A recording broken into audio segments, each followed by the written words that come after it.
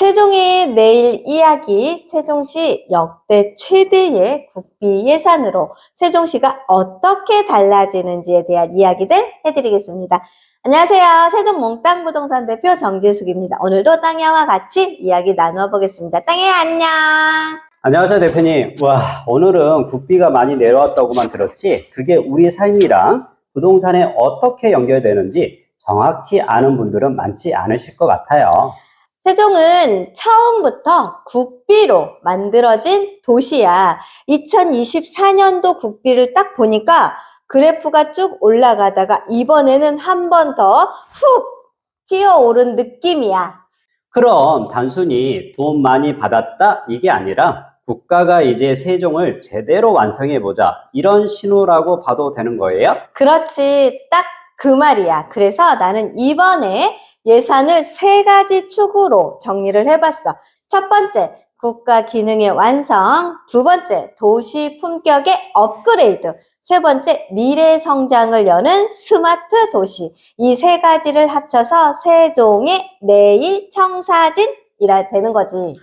오늘은 이 세 가지 축을 따라가면서 시청자분들 실생활이 어떻게 달라지는 것까지 대표님이 쭉 풀어주시는 거예요.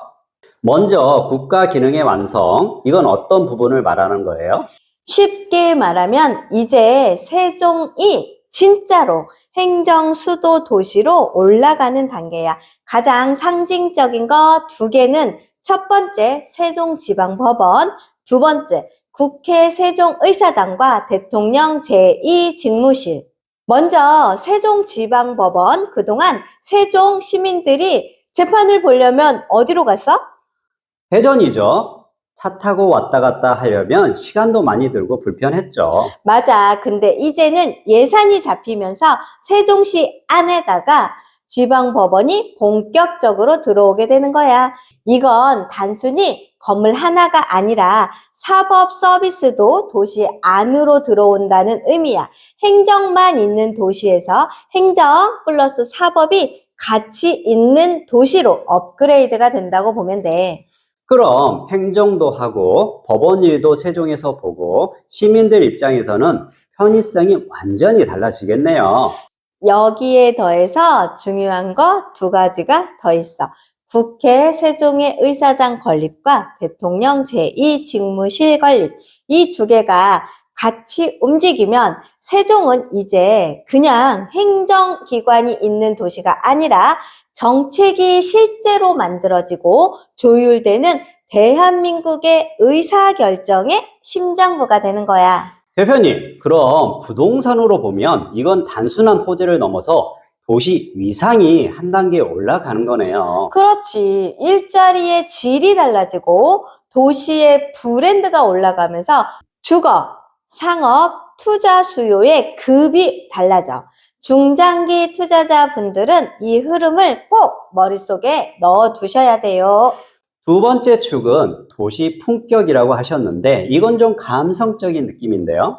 사실 사람이 살고 싶은 도시는 일자리가 많다고 되는 건 아니잖아. 문화, 역사, 여가, 관광까지 같이 있어야지. 이번 예산에서 눈에 띄는 건 문화, 역사, 관광의 인프라야.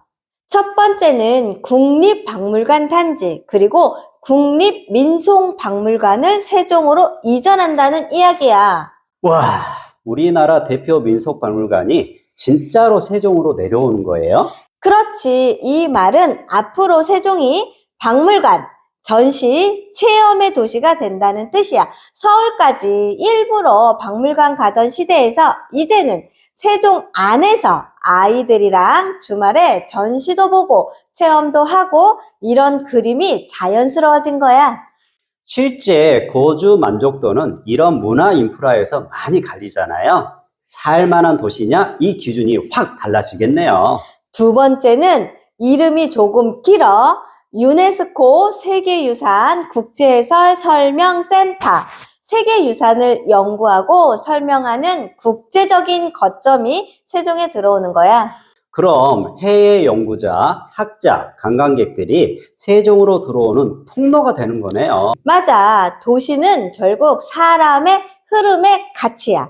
행정, 공무원 인구, 관광, 연구 인구까지 더해지면 도시의 상권, 숙박, 문화산업까지 같이 살아나는 구조가 되는 거지. 그리고 세종답다 싶은 사업 하나, 한글 문화단지 조성, 세종대왕의 도시에서 한글을 주제로 한 랜드마크를 만드는 거야.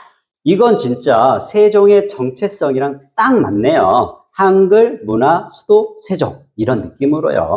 맞아. 수학여행, 체험학습, 국내외 관광객까지 다 끌어들일 수 있는 카드가 되는 거지.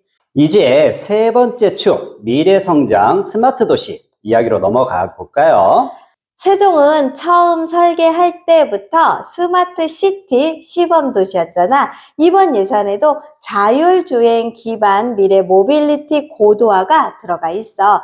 이미 자율주행 셔틀을 한 번쯤은 보셨을 텐데 이제는 이 길을 더 발전시켜서 시민들이 일상적으로 타는 수준 또는 BRT랑 환승센터까지 연계하는 구조, 이렇게까지 가려고 하는 거죠. 그럼 세종이 차 위주의 도시가 아니라 진짜로 사람, 대중교통 중심으로 더 가까워지겠는데요? 두 번째는 교통 흐름의 개선으로 자료를 보면 몇몇 지점에서 지하차도 건설 같은 사업들이 잡혀 있어.